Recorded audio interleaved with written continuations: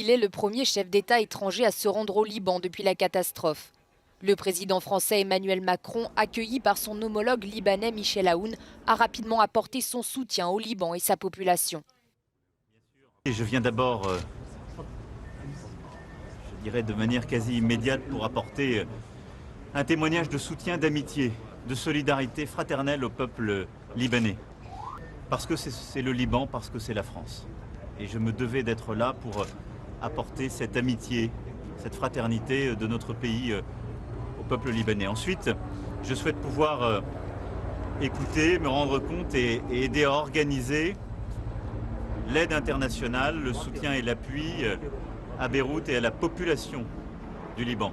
Emmanuel Macron doit aussi rencontrer la classe politique libanaise de plus en plus contestée par la population sur les réseaux sociaux.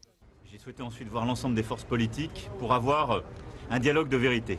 Car au-delà de l'explosion, nous savons que la crise ici est grave. Elle implique une responsabilité historique des dirigeants en place.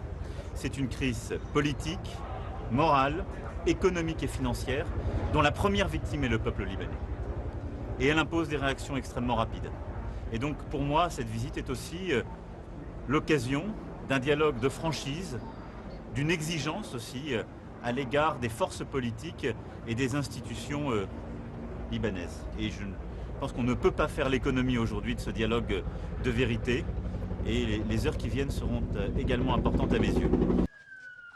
Les liens entre les deux pays sont très forts. Le Liban a passé 25 ans sous mandat français au sortir de la Première Guerre mondiale. Aujourd'hui, près de 25 000 Français vivent au Liban.